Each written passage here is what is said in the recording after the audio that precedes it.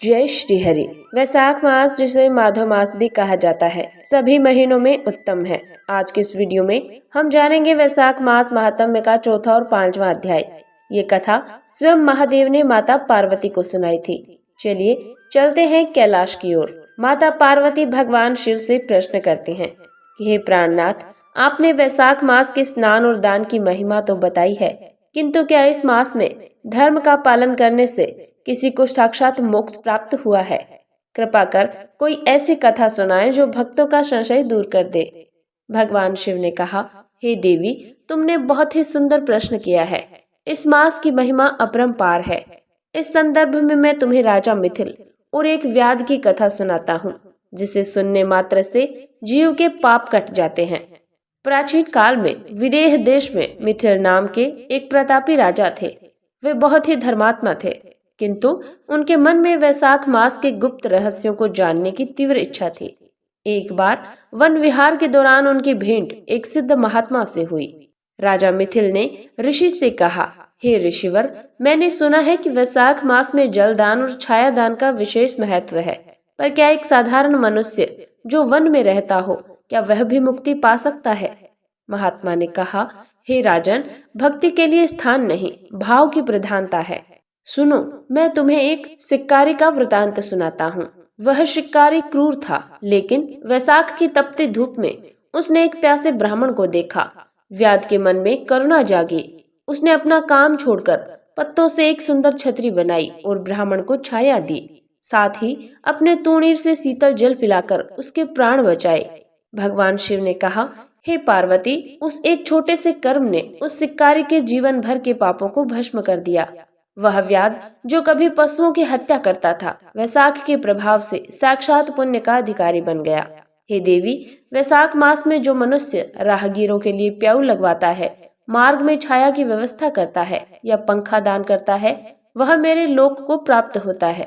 इस चौथे अध्याय का सार यही है कि परोपकार से बड़ा कोई धर्म नहीं और वैशाख से बड़ा कोई मास नहीं। तो भक्तों, ये था वैशाख महात्म्य का चौथा अध्याय। राजा मिथिल की जिज्ञासा और व्याध के उद्धार की कथा हमें सिखाती है कि सेवा भाव ही सबसे बड़ी पूजा है। तो दर्शकों, अभी हमने सुना वैशाख मास महात्म्य का चौथा अध्याय, जहां महादेव ने माता पार्वती को समझाया कि कैसे एक शिकारी ने केवल एक छोटे से सेवा कार्य से अपने जीवन के पापों को धो दिया। अक्सर हम सोचते हैं कि मोक्ष या पुण्य पाने के लिए बहुत कठिन तपस्या या महंगे अनुष्ठान चाहिए, लेकिन ये अध्याय हमें सिखाता है कि करुणा ही सबसे बड़ा धर्म है।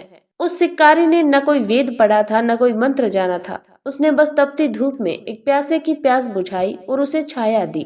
आज के आधुनिक युग में भी यदि हम किसी जरूरतमंद की मदद करते हैं, तो वह वैशाख के धर्म के समान ही है। चूँकि अभी वैशाख का पवित्र महीना चल रहा है, तो इसलिए मैं आपको कुछ ऐसी बातें बताती हूँ जो इस महीने में आपको जरूर करनी चाहिए। अपने घर के बाहर पक्षियों के लिए पानी रखें या राहगीरों के लिए शीतल जल की व्यवस्था करें। यदि संभव हो तो किसी मंदिर या सार्वजनिक स्थान पर छायादार पौधा लगाएं या छतरी दान करें। शास्त्रों के अनुसार वैशाख में तेल वाली चीजें और तामसिक भोजन से परहेज करना चाहिए। जैसे आप ये कथा सुन रहे हैं, वैसे ही अच्छी पुस्तकों और विचारों का संग करें। पिछली वीडियो में आप में से कई लोगों ने पूछा था कि क्या हम घर पर साधारण स्नान में गंगा जल मिलाकर वैशाख स्नान का फल पा सकते हैं? तो जी हाँ, यदि आप पवित्र भाव से घर पर भी गंगा मैया का स्मरण करके स्नान करते हैं, तो आपको वही पुण्य प्राप्त होता है। आज का मेरा आप सभी से सवाल है, क्या आपने इस वैशाख मास में कोई छोटा सा पुण्य कार्य किया है? चाहे वह किसी को पानी पिलाना हो या किसी भूखे को खाना खिलाना। अब हम अध्याय 5 की कथा का श्रवण करेंगे। उसमें हम जानेंगे कि कैसे वैशाख मास के महात्म्य ने एक भटकती हुई आत्मा को मुक्ति दिलाई। ये कथा आपको भावुक भी करेगी और धर्म के प्रति आपका विश्वास भी बढ़ाएगी। आज हम श्रवण करेंगे कि कैसे वैशाख मास का एक छोटा सा मंत्र और सेवा एक प्रेत योनि में भटके जीव का उद्धार कर देती है। महादेव माता पार्वती को यही ज्ञान दे रहे हैं। माता पार्वती ने पुनः प्रश्न किया कि हे स्वामी, आपने वैशाख मास के स्नान और दान का फल बताया, पर क्या कोई ऐसा मार्ग भी है जिससे वह जीव मुक्त भी हो सके और जिसने जीवन भर कोई पुण्य न किया हो और मृत्यु के बाद कष्ट भोग रहा हो? भगवान शिव ने कहा, हे गौरी, तुम्हारी करुणा वंदनीय है। इस विषय में मैं तुम्हें शंख नामक ब्राह्मण और एक पिशाच की कथा सुनाता हूँ। ये कथा बताती है कि वैशाख मास के नियमों का प्रभाव मृत्यु के बाद भी जीव की रक्षा करता है। विदेह देश में शंख नाम के एक विद्वान ब्राह्मण थे। एक बार वैशाख के महीने में वे दोपहर के समय एक घने जंगल से गुजर रहे थे। गर्मी इतनी तीव्र थी कि धरती जल रही थी।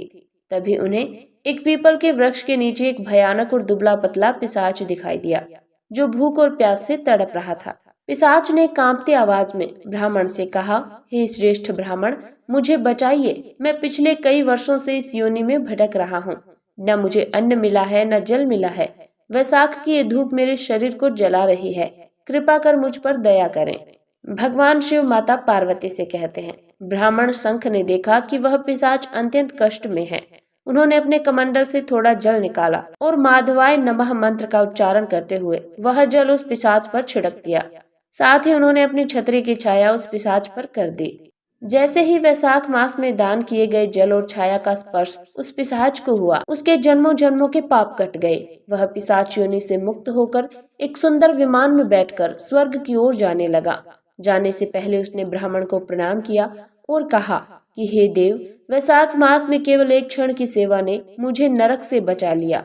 हे पार्वती, इस अध्याय का रहस्य यही है कि जो मनुष्य वैशाख में माधव नाम का स्मरण करता है और थके हुए जीवों की सेवा करता है, वह स्वयं तो मुक्त होता ही है और दूसरों को भी तार देता है। तो भक्तों, भगवान के नाम में कितनी शक्ति है। अनजाने में भी अगर हम किसी की मदद करते हैं तो उसका फल अनंत गुना होकर हमें मिलता है। इस वैशाख में अपने घर के छत पर पक्षियों के लिए मिट्टी के पात्र में पानी जरूर रखें। कल हम सुनेंगे अध्याय 6 में वैशाख स्नान के लिए सबसे उत्तम समय और विधि क्या है, इससे जुड़ी पौराणिक कथाएं। तो भक्तों, अगर ये अध्याय आपको प्रेरणादायक लगा हो तो जय श्री माधव कमेंट में जरूर लिखें। वीडियो को लाइक करें और पुण्य के इस कार्य में भागीदार बनने के लिए इसे शेयर करें। कल फिर मिलेंगे अध्याय 6 की पौराणिक कथा के साथ। तब तक के लिए जय श्री हरि।